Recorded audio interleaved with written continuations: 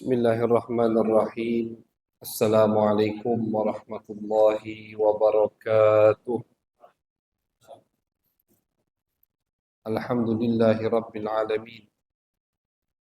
Wa bihi nasta'in ala umuri dunya waddin. Wa sallallahu ala sayyidina Muhammadin khatamin nabiyyin wa ala alihi wa sahbihi ajma'in. Rabbi shrah li sadri ويسر لي أمري واحلل عقدة من لساني يفقه قولي سبحانك لا علم لنا إلا ما علمتنا إنك أنت العليم الحكيم اللهم صل على سيدنا محمد الفاتح لما أغلق والخاتم لما سبق ناصر الحق بالحق والهادي إلى صراطك المستقيم وعلى آله حق قدره ومقداره العظيم أما بعد وبسند المتصل إلى الإمام النووي رحمه الله تعالى ونفعنا به وبعلومه وبعلوم مشايخنا وبعلوم سائر الصالحين في الدارين آمين إلى أن قال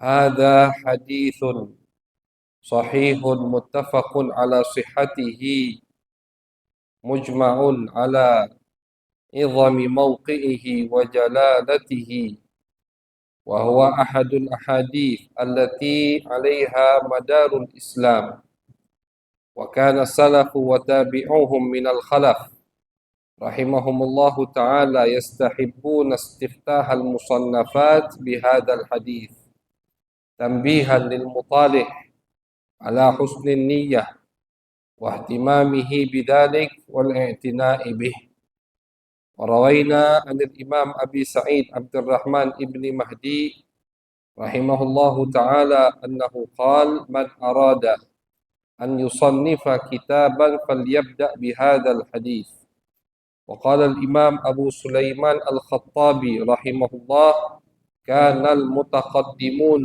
من شيوخنا يستحبون تقديم حديث الأعمال بالنية أمام كل شيء ينشأ ويبتدئ من أمور الدين لأموم الحاجة إليه في جميع أنواعها وبلغنا عن ابن عباس رضي الله عنهما أنه قال إنما يحفظ الرجل على قدر نيته وقال غيره إنما يعطى الناس على قدر نيتهم.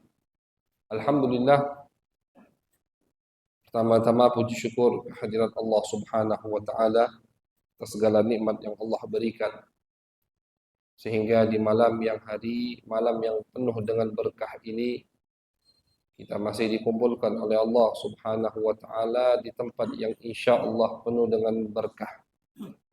Mudah-mudahan semua yang hadir diberikan kesehatan oleh Allah Subhanahu wa taala, hajat kita dikabulkan oleh Allah, dosa diampuni oleh Allah, penyakit zahir batin diangkat oleh Allah Subhanahu wa taala. Amin ya rabbal alamin. Masyaallah hadirin, kita sambung kajian kita di dalam kitab Al-Adhkar kumpulan Al-Imam An-Nawawi yang mana di pertemuan terakhir kemarin kita sudah membaca dan kita sudah mendengar keterangan dari hadis yang pertama kali yang beliau riwayatkan, yaitu hadis innamal a'malu binniyat. Ini hadis pertama kali beliau riwayatkan atau beliau sebutkan. Bahkan di setiap karya beliau, tentunya karya di bidang ilmu hadis, itu beliau akan sebutkan di bab atau hadis pertama adalah hadis innamal a'malu binniyat. Hadis ini kata beliau sahihun muttafaqun ala sihhatihi. Hukumnya hadis sahih. Sahih di sini maksudnya bukan sahih benar, bukan. Karena sahih yang dimaksud di sini adalah sahih dalam pengertian ulama hadis. Jadi sahih itu ada lughatan, ada istilahan. Kalau sahih secara bahasa artinya adalah benar. Misalkan kita mau cari tahu bahasa kata untuk benar, ditranslate ke bahasa Arab, apa? Sahih. Bisa juga digunakan untuk orang yang sehat, sahih. Ya. Lawan katanya khata', salah berarti. Jadi kalau bahasa Arabnya benar, sahih. Bahasa Arabnya salah, khata'un, salah artinya.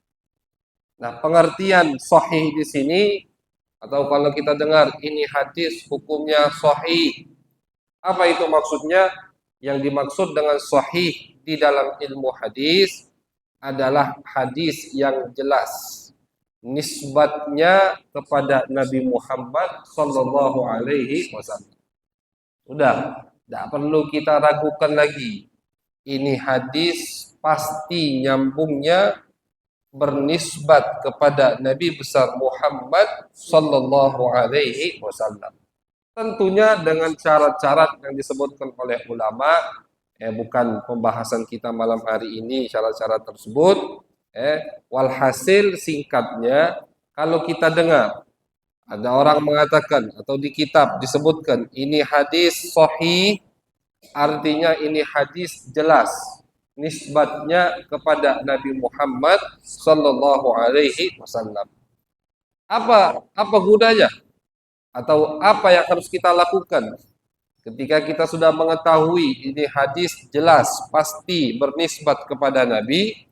Hadis tersebut berarti harus kita amalkan. Kalau umpama itu hadis menerangkan ini halal, berarti kita harus halalkan hadis tersebut. Umpama itu hadis yang sahih tadi mengatakan ini haram, harus kita haramkan. Itu maksudnya. Jadi umpama kita masih bingung, hukum ini apa ini? Boleh atau tidak? Halal atau haram? Tidak ada hukumnya di dalam Al-Quran. Akhirnya ada yang mengatakan, oh ini ada hukumnya di dalam hadis. Kita tanya, apa derajat hadisnya? Sahih atau tidak? Sahih, kata dia. Dan harus ulama yang mengatakannya. Oh Imam Bukhari mengatakan sahih. Imam Nawawi mengatakan sahih. Nah, di situ kita harus mengamalkan hadis tersebut. Ketika datang kepada kita hadis sahih, maka kita harus mengamalkan apa kandungan hadis tersebut. Artinya dilihat, kalau kandungan hadis tersebut wajib, berarti wajib kita amalkan. Kalau kandungan hadis tersebut ada sesuatu yang haram, wajib kita haramkan. Kandungan hadis tersebut sunnah, misalkan di hadis sahih itu Nabi tidak mewajibkan, Nabi menganjurkan. Contoh, sholat pakai siwak. Sebelum sholat kita menggunakan siwak. Itu hadisnya sahih. Tapi hukumnya tidak wajib. Kenapa? Karena Nabi yang mengatakan di hadis sahih itu hukum siwak tidak wajib. Nah, itu fungsinya ketika kita mengetahui ini hadis adalah sahih atau bukan. Nah, hadis yang kita baca, yang kita dengarkan 2 minggu kemarin, itu adalah hadis innamal a'malu binniyat. Kata Imam An-Nawawi, ini hadis sahih dan disepakati oleh semua ulama. Hadis sahih dan disepakati oleh semua ulama bahwasannya hadis tersebut hukumnya sahih. Bahkan beliau mengatakan wahwa ahadul ahadits allati 'alaiha madarul Islam. Bahkan kata beliau, hadis innamal a'malu binniyat termasuk hadis yang dijadikan oleh ulama pondasi untuk agama Islam. Iman seseorang tidak diterima kalau niatnya tidak benar. Ada orang misalkan mengucapkan 2 kalimat syahadat. Ucapkan dia 2 kalimat syahadat. Sholat dia ke masjid. Puasa dia misalkan. Tapi dalam hatinya, niatnya tidak tulus, iman kepada Allah, iman kepada Nabi Muhammad SAW, maka tidak dianggap dia mukmin di mata Allah Subhanahu wa Ta'ala. Itu di masalah akidah. Di masalah ibadah, ada orang sholat, orang puasa, orang haji, kemudian niatnya bukan untuk Allah Subhanahu wa Ta'ala, maka nanti di hari kiamat tidak dianggap atau tidak dihitung ibadah tersebut oleh Allah Subhanahu wa taala. Ya, pernah ada yang nanyakan ke kita lewat YouTube ini. Apa dalilnya Ustaz Habib? Bahwasanya ketika kita beramal, amal kita tidak untuk Allah, maka amal tersebut tidak akan dihitung oleh Allah. Hadisnya ini, innamal a'malu binniyat. Jelas dalilnya. Kata Nabi Muhammad SAW, Nabi hanya mencontohkan satu contoh di dalam hadis ini. Kata Nabi, contohnya hijrah. Orang hijrah ini adalah amal ibadah. Kiaskan yang lain. Kita samakan dengan hijrah salat. Kita samakan dengan hijrah puasa. Karena sama-sama bentuk daripada amal ibadah. Kata Nabi, barang siapa yang hijrahnya untuk Allah dan untuk Rasulnya, maka akan dia dapatkan Allah dan Rasulnya. Adapun kata Nabi, yang hijrah niatnya bukan untuk Allah, bukan untuk Rasul, diumpamakan sama Nabi, diberikan contoh dengan kejadian nyata. Untuk seorang laki-laki yang ingin menikahi perempuan. Kita sebutkan di 2 minggu kemarin, ini laki-laki mukmin, sahabat, ingin menikahi perempuan, sahabiyah, sahabat perempuan, yang bernama Ummu Qais. Ketika ini laki-laki melamar Ummu Qais di Mekah, kata Ummu Qais, aku mau hijrah ke Madinah. Kalau kau mau menikahi aku terima, tapi kita nikahnya di Madinah. Ini sahabat, ini laki-laki mau hijrah. Cuman akhirnya hijrahnya bercampur niatnya dengan menikah. Menikah ibadah juga. Menikah juga sunnah Nabi. Cuman di sini Nabi menyebutkan betapa pentingnya kita dalam beramal, jangan sampai dibawa atau dicampur dengan niat-niat yang lain. Hijrah untuk siapa? Untuk Allah, untuk Rasul. Murnikan niat kita. Di hadis lain diumpamakan sama Nabi dengan jihad di jalan Allah. Ada hadisnya di Bukhari Muslim. Kata Nabi Muhammad SAW, ada seorang laki-laki jihad di jalan Allah. Kemudian nanti di hari kiamat, dia tidak dapatkan itu pahala jihad. Bertanya kepada Allah. Kata Allah, bukankah kau jihad untuk dibilang pemberani? Untuk dibilang kau laki-laki sejati? Maka kau sudah dapatkan apa yang kau niatkan di dunia, di akhirat habis sudah, kata Allah Subhanahu wa taala. Nah, jadi ini hadis sangat penting dalam fondasi agama Islam karena semua amal ibadah kita diawali dengan niat. Jadi selain hadis ini sahih, pasti nisbatnya kepada Nabi Muhammad SAW, hadis ini juga termasuk fondasi Islam, termasuk fondasi agama, termasuk fondasi amal ibadah kita. Kemudian Al-Imam An-Nawawi beliau melanjutkan, wa kana salaf wa tabi'uhum minal khalaf yastahibbun, kata beliau, ulama-ulama terdahulu menganjurkan ketika kita mengarang satu kitab, menulis satu buku, memulai satu amalan, untuk dimulai dengan hadis innamal a'malu binniyat. Maka jangan heran kalau misalkan kita baca kitab Imam Nawawi Al-Adhkar, hadis pertamanya innamal a'malu binniyat. Di kitab Arba'in Nawawi, hadis pertamanya juga innamal a'malu binniyat. Di kitab Riyadhus Shalihin, hadis pertamanya juga innamal a'malu binniyat. Beliau mulai semua karya beliau di bidang ilmu hadis dengan hadis innamal a'malu binniyat. Apa gunanya? Fungsinya dari beliau mulai dengan hadis tersebut itu sebagai pesan buat kita ketika kita membaca, ketika kita memulai rutinan kita, maka niatlah dengan niat yang baik. Jadi pas orang baca kitab Al-Adhkar, cawisan dengan kitab Azkar, kitab Nawawi, Arba'in, kitab Riyadhus Shalihin, hadis pertama innamal a'malu binniyat. Pesan buat kita bahwasanya ketika kita memulai rutinan kita harus kita perbaiki niat kita. Diperbaiki dan diperbanyak. Diperbaiki dan diperbanyak. Sering kita sampaikan bahwasanya ketika kita hadir ke masjid ini jangan cuman niat misalkan sholat maghrib sama cawisan bae. Jangan niat aku cuman pengen sholat maghrib berjamaah di masjid sambil majelis ta'lim. Cuman dua niatnya. Yang banyak niat. Ya, niat i'tikaf, niat nuntut ilmu, niat silaturahim, niat apa bertemu dengan tetangga, nanyo kabarnya, apa kabar, jabar khatir, niat menyenangkan yang hadir, karena makin rame yang hadir, makin semangat yang lain. Niat menghidupkan syiar daripada syiar Islam, syiar agama. Ini banyak niatnya harus kita niat. Pulang kita bawa semua pahala dari niat tersebut.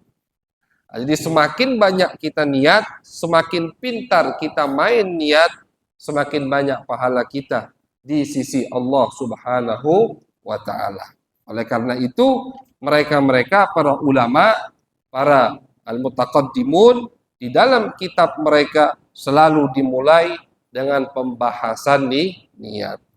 Beliau mengatakan, Al-Imam An-Nawawi, kami riwayatkan dari Abdullah bin Abbas radhiyallahu anhuma, beliau berkata, Abdullah bin Abbas ini sahabat Nabi dan sepupu nisan Nabi Muhammad sallallahu alaihi wasallam. Namanya Abdullah bin Abbas. Ayahnya Abbas.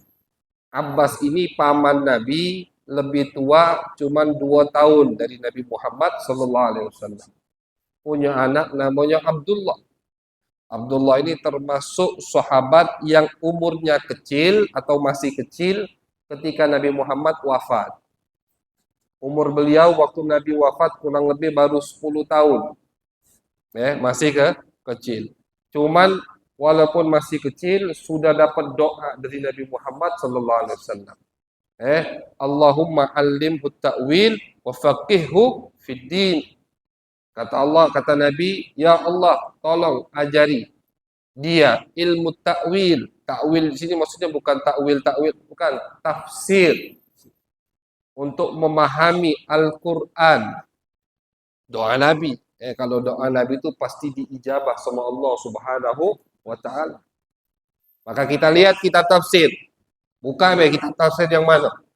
Pasti di situ banyak riwayat dari Abdullah bin Abbas. Memang betul, tidak ada beliau mengarang. Dulu tuh belum musim ngarang-ngarang kitab. Di zaman sahabat, di zaman tabi'in, belum musim ulama besar mengarang kitab tafsir. Tapi mereka mengarang atau mencetak para ulama. Itu karangan mereka. Jadi karangannya bukan kitab tapi wong.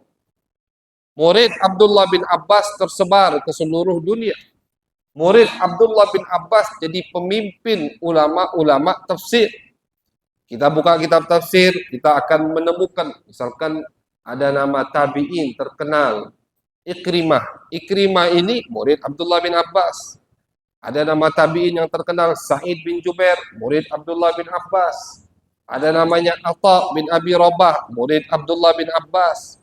Ada namanya Tawus bin Kaisan, murid Abdullah bin Abbas. Jadi Abdullah bin Abbas, sahabat dan sepupu Nabi Muhammad SAW, didoakan sama Nabi untuk memahami Al-Quran wa faqihu fiddin, dan pahami dia agama ya Allah. Doa dari Nabi. Jadi sahabat-sahabat dulu itu pintar.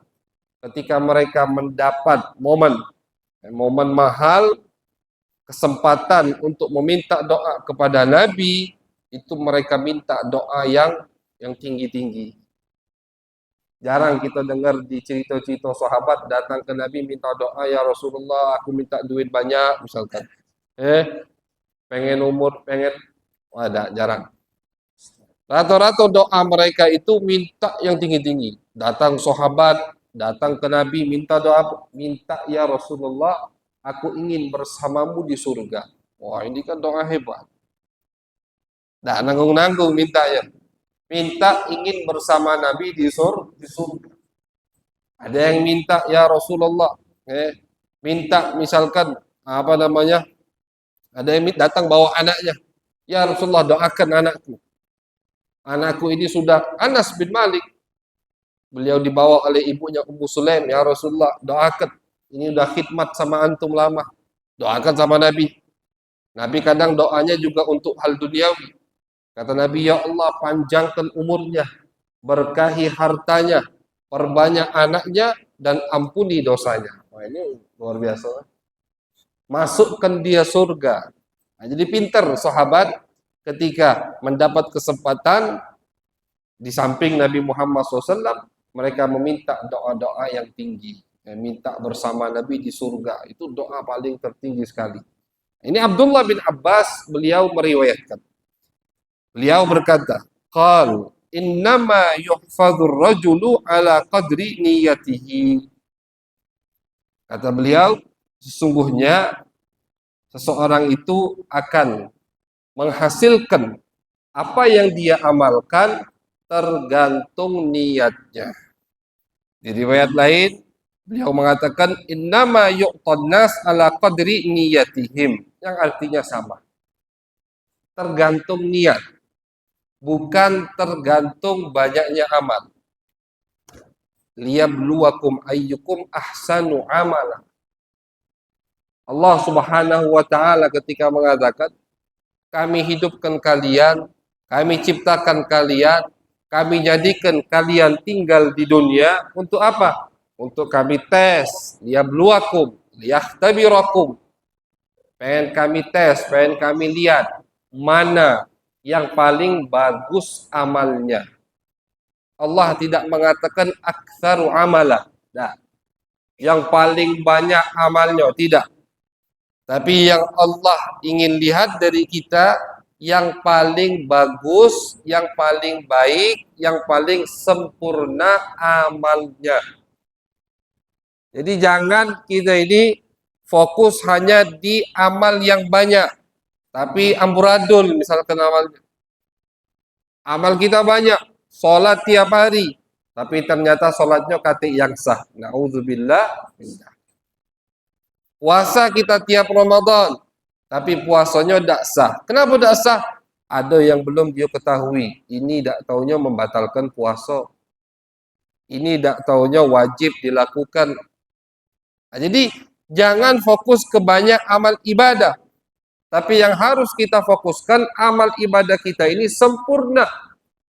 Dan tanda amal ibadah kita sempurna atau paling sempurnanya amal ibadah seseorang yang niatnya tulus untuk Allah Subhanahu wa ta'ala.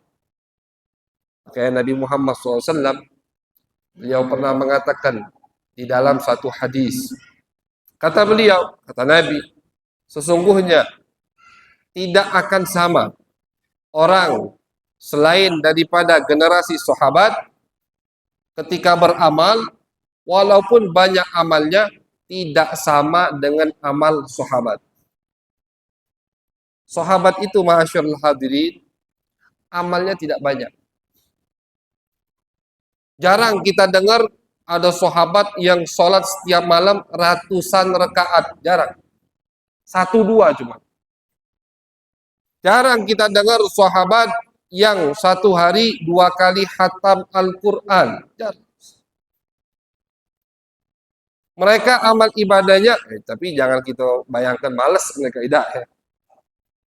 Tapi niat mereka luar biasa. Pengorbanan mereka luar biasa.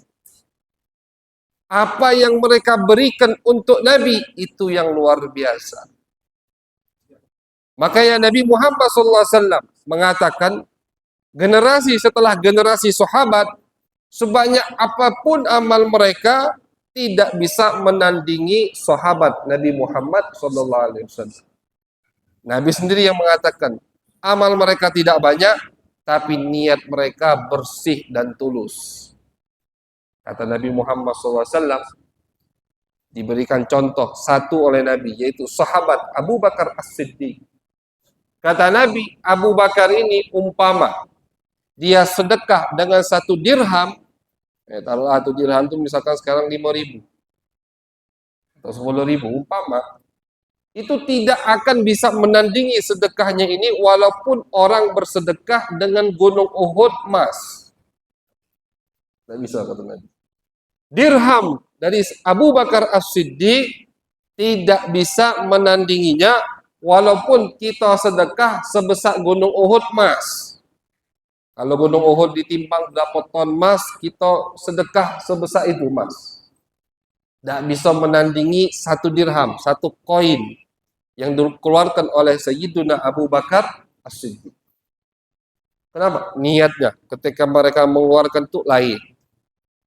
Lain niatnya itu. Makanya hasilnya juga lain. Ketika mereka bersedekah lain. Jangankan zaman sahabat, aulia tabi'in, itu mereka ketika bersedekah luar biasa niatnya. Al-Imam Ali Zainul Abidin, putra dari Al-Imam Husain bin Ali bin Abi Thalib, diriwayatkan beliau ini termasuk tabi'in cucu Nabi yang kaya, tapi tidak pernah kena zakat. Tidak pernah kena zakat. Artinya apa? Artinya cepat keluar, banyak masuk juga banyak yang keluar. Dan diriwayatkan beliau ini orangnya sangat senang bersedekah. Ketika ada orang yang meminta hajat kepada beliau, itu beliau lebih senang daripada wong yang dapat duit dari beliau. Luar biasa. Ini gambaran bersihnya hati mereka, sucinya niat mereka ketika bersedekah. Ada yang minta duit ke Al-Imam Ali Zainal Abidin, cucu Nabi. Beliau anaknya Husain. Husain ini anaknya Siti Fatimah, putri Nabi Muhammad SAW. Itu datang minta duit ke Imam Ali Zainal Abidin. Dikasih sama Imam Ali. Kan seneng. Oh, lagi butuh duit. Ada yang ngejok duit, seneng. Itu kata ulama, senangnya Imam Ali ketika memberi lebih senang daripada yang dapat duit. Beda sama kita kan. Kita nak metu tuh sekali agak senyum masih, 2 kali dikit merengut, 3 kali merengutnya gitu. 4 kali tidak kita buka lawangnya. Itulah gitu. Tapi beliau yang ngenjuk lebih senang daripada yang terima duit. Kenapa begitu? Apa rahasianya? Apa yang mereka lihat? Ternyata yang mereka lihat, yang mereka rasakan ketika mereka memberi dan mereka senang, itu adalah murni untuk Allah Subhanahu wa ta'ala. Jadi mereka tidak melihat uang yang diinjak duit, tidak. Mereka tidak melihat mereka yang mengeluarkan duit, tidak. Mereka melihat ini dari Allah untuk Allah. Ini dari Allah untuk Allah. Makanya diceritakan ada seorang solihin, ada wali masuk pasar. Ini wali dia masuk pasar. Di tengah pasar ada wong yang minta. Tak tahunya yang minta ini juga wali. Akhirnya yang masuk pasar, wali yang masuk pasar ini betul ke duit. Mengeluarkan duit. Dia kasih yang minta ini. Khudh la lak. Khudh la laka. Ambillah ini tapi bukan untukmu. Jadi yang minta ini diinjak duit. Embeklah tapi bukan buat kau. Yang nerima ini tadi ngomong, had la minka. Had la minka. Yang nerima ini ngomong, sini. Ini juga bukan dari kau. Jadi pandangan mereka ini semua Allah Subhanahu wa ta'ala. Embeklah duit ini bukan buat kau, tapi buat Allah Subhanahu wa ta'ala. Yang nerima tadi, sini, aku terima duitnya, ini juga bukan dari kau, tapi dari Allah Subhanahu wa ta'ala. Nah, ketika pandangan kita, kacamata kita di dalam kehidupan dunia ini, Allah, hidup kita akan tentram. Niat kita akan murni terus. Kenapa? Karena yang kita inginkan Allah Subhanahu wa ta'ala. Umpama ada kesulitan, ada hambatan, ada yang mencela, Ada yang mencaci, tidak peduli kita. Kenapa? Kita tadi untuk Allah. Tidak peduli. Karena untuk Allah. Tapi kalau kita beramal, gawe kita, yang kita takuti, yang kita harapkan, ocehan manusia, komentar tetangga, komentar masyarakat sekitar, nah itulah yang tidak tenang hidupnya. Tidak tenang hidupnya. Ngejuk sedikit, takut. Apa? Dikitnya sedekahnya. Padahal yang dilihat sama Allah bukan banyak dikitnya, tapi tadi ikhlasnya itu. Dirham Abu Bakar As-Siddiq tidak bisa ditandingi oleh 2 gunung emas. Bayangkan. Itu jadi yang penting nih niat. Maka dari itu ulama dulu itu lain amal ibadah. Al-Imam Ali Zainul Abidin lain. Tidak pengen dipuji. Al-Imam Ali Zainul Abidin diriwayatkan ketika beliau meninggal itu 100 lebih rumah dari rumah penghuni penduduk kota Madinah baru sadar ternyata selama ini mereka makan dari Imam Ali Zainul Abidin. Beliau itu pas dimandikan jenazahnya, di belakangnya ada bekas hitam. Di belakang. Apa bekas hitam ini? Ternyata beliau punya amalan. Setiap malam mengangkut makanan untuk penduduk Madinah. Wong Madinah tadi setiap pagi subuh nak sholat subuh buka rumah ada gandum depan rumahnya, ada minyak. Kalau sekarang misalkan ada gula, ada beras, sudah mereka terima. Oh ini tidak kata, bukan ada ini dari siapa, tulis dari siapa ini. Mereka ambil ya karena depan rumah mereka ada yang ngejuk, sudah mereka tidak tahu mereka siapa yang ngejuk ini. Lama ini bertahun-tahun. Akhirnya di suatu malam subuhnya mereka buka kosong, tidak kata lagi. Tidak tahunya malam itu Al-Imam Ali Zainul Abidin sudah meninggal dunia. Baru mereka sadar, oh ternyata selama ini yang ngejuk makan kami cucu Nabi Muhammad sallallahu alaihi wasallam, Al-Imam Ali Zainul Abidin. Jadi beliau beramal bukan untuk dapat pujian, tapi ingin mengharapkan keridhaan Allah Subhanahu wa taala. Nah, itulah alasan atau rahasia kenapa orang-orang dulu itu bisa beramal, tapi amalnya itu luar biasa, ikhlas. Luar biasa amalnya itu, dampaknya itu luar biasa karena yang mereka harapkan adalah Allah Subhanahu wa taala dan Rasulnya, bukan pujian manusia. Walaupun orang yang dikasih hadiah harus mensyukuri, jadi tidak boleh, oh ini dari Allah, udah tidak mau kasih sama yang ngejuk misalkan. Nah, apa kata Nabi? Man lam yashkurin nas, lam yashkurillah. Yang tidak berterima kasih, bisa berterima kasih kepada orang yang memberinya sesuatu, dan bisa bersyukur kepada Allah Subhanahu wa taala. Syukuri. Ada yang ngejuk kita hadiah, ada yang ngejuk kita mau kasih banyak. Bahkan di hadis lain Nabi Muhammad mengatakan, man asda ilaikum ma'rufan fakafi'u. Nabi nganjurkan ini. Barang siapa yang memberi kepada kalian satu hadiah, atau dia tadi habis memberi manfaat kepada kita, bantu kita, maka kata Nabi balas hadiah itu. Nabi itu tidak pernah diinjak uang hadiah, tidak malas. Itu Nabi Muhammad SAW. Fa in lam tukafi'u, kalau tidak kati yang nak kita balas buat uang tadi, fad'u lahu, doakan, kata Nabi Muhammad SAW. Jadi paling tidak rasa terima kasih kita kepada orang yang memberi kita sesuatu, balasan dengan doa. Jazakumullahu khair, itu kan. Apa arti jazakumullahu khair? Mudah-mudahan Allah yang membalas kamu dengan kebaikan. Nah, itu paling tidak kita harus terima kasih dan doakan uang yang ngejuk kita hadiah. Tapi jangan kita stop di situ. Nah, ini pandangan ulama itu, jangan kita stop. Oh, akhirnya kita ngarep dari dia. Kalau ada dia, kita, jadi misalkan dia kita dituhankan manusia tadi, salah. Terima kasih, doakan. Tapi kita harus jingok yang menggerakkan hatinya untuk memberi kita Allah Subhanahu wa taala.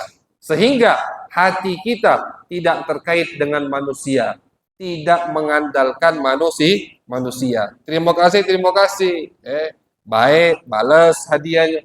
Tapi jangan sampai kita cuma nyingok dia, lupa sama Allah Subhanahu wa taala. Nah, jadi harus digabung. Hablum minallah wa hablum minan nas. Semua harus digabung. Nah, jadi rahasia daripada suksesnya orang-orang terdahulu, ulama-ulama, bagaimana mereka bisa luar biasa ibadahnya begitu, sedekahnya begitu, disembunyikan sedekahnya karena mereka mengharap keridhaan Allah dan keridhaan Nabi Muhammad sallallahu alaihi wasallam. Yakinilah, kalau pengen hidup tentram, cuma dua itu yang kita kejar. Ridho Allah dan ridho Nabi. Kalau kita ngejar ridho ini, pengen dah. Apa kata Imam Asy-Syafi'i? Ridhon nas ghayatun la tudrak. Kata Imam Asy-Syafi'i, uang galau-galau demen sama kita, itu sesuatu yang mustahil. Makanya uang yang pengen dapat pujian terus, capek hidupnya. Wong yang pengen dapat pujian takut kena komentar, ruwet hidupnya. Hidup dalam ketakutan akhirnya. Oh, takut dikatai, takut Jadi ketika kita beramal, murnikan niat kita. Sesungguhnya dalam kita memurnikan niat kita, maslahatnya, manfaatnya kembali kepada diri kita, seperti yang dikatakan oleh Abdullah bin Abbas, innama yuhfadur rajulu ala qadri niyatihi. Yang akan kita dapatkan di hari akhir yaitu yang kita niatkan. Di riwayat lain Nabi Muhammad SAW mengatakan niyatul mu'min khairun min amalih. Kata Nabi, niat seorang mukmin lebih baik daripada amalnya. Tapi bukan artinya niat di sini, oh aku niat pengen sholat maghrib, habis sudah sholat dia. Nah, bukan itu maksudnya. Niat pengen hadir majlis taklim, tapi lesu dan niat pengen jadilah. Nah, bukan itu maksudnya. Yang dimaksud Nabi di sini niat lebih baik dari amal ketika kita sudah niat misalkan malam ini aku pengen sholat maghrib isya berjamaah di masjid. Malam ini aku pengen ikut majlis taklim di masjid. Subhanallah, sebelum maghrib ada hal yang mendesak. Umpama hujan deras. Lah niat kita nak metu rumah, dak taunya hujan deras. Tak bisa metu kita dari rumah. Nah, inilah yang dimaksud oleh Nabi. Niyatul mu'min khairun min amali. Jangan takut, udah dapat kita pahalanya. Kalau ada uzur, yaitu hujan misalkan, atau ada uzur lain, mau tidak mau dia harus ke rumah sakit misalkan, tapi udah pengen hadir. Itu yang dimaksud oleh Nabi. Niat lebih baik daripada amal. Ketika Nabi Muhammad haji beliau tahun 10 Hijriah, di tengah jalan ada sahabat yang meninggal dunia. Apa kata Nabi? Kata Nabi, mandikan dia tanpa menggunakan sabun. Tanpa menggunakan wangian. Daun-daun yang mengandung wangi itu sidir, itu tidak boleh kata Nabi. Kenapa ya Rasulullah? Karena dia masih muhrim. Dia udah muhrim. Udah niat ihram. Udah pakai ihram dan niat mau haji. Di tengah jalan meninggal. Kata Nabi, kafankan jangan tutup kepalanya. Karena lanang kalau muhrim tak boleh tutup kepala kan. Seperti orang haji. Karena apa kata Nabi? Karena dia nanti dibangkitkan oleh Allah mulabbiyan. Fa innahu yub'atsu yaumal qiyamah mulabbiyan. Karena sesungguhnya dia akan dibangkitkan oleh Allah dalam keadaan bertalbiyah. Labbaik Allahumma labbaik. Padahal baru niat. Baru metu dari Madinah. Meninggal di tengah jalan. Karena tadi niyatul mu'min khairun min amalih. Niat seorang mukmin, udah niat. Makanya tadi kita harus niat, diniatkan dulu, niatkan. Pengen haji, niatkan dulu. Tapi tadi dengan berusaha mengumpulkan duit. Jangan, Ustaz, kalau mengumpulkan sehari 10.000, kapan hajinya kami? Jangan itu. Itu urusan Allah. Kalau kita memang betul pengen haji, niat. Ada celengan, kumpulkan buat haji. Dah sampai kita haji, insya Allah kita masuk cak sahabat tadi. Akan dibangkitkan oleh Allah bersama orang-orang yang sudah haji karena niat yang kuat. Nah, itulah pentingnya nih niat. Mudah-mudahan kita bisa mengamalkan hadis yang tadi kita dengar dan kita bisa menggunakan niat baik sebaik-baiknya.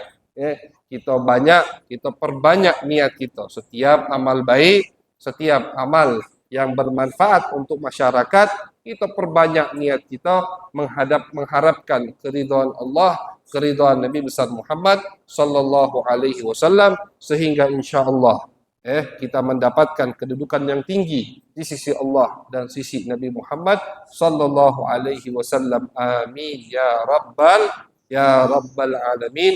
Allahumma aghnina bil ilm wa zayyinna bil hilm wa akrimna bit taqwa wa jammilna bil afiyah. Rabbana taqabbal minna innaka antas samiul alim. Tub alaina innaka antat tawwabur rahim. Wa sallallahu ala sayyidina Muhammadin wa ala alihi wa sahbihi wa baraka wa sallam. Walhamdulillahi rabbil alamin. Assalamualaikum warahmatullahi wabarakatuh.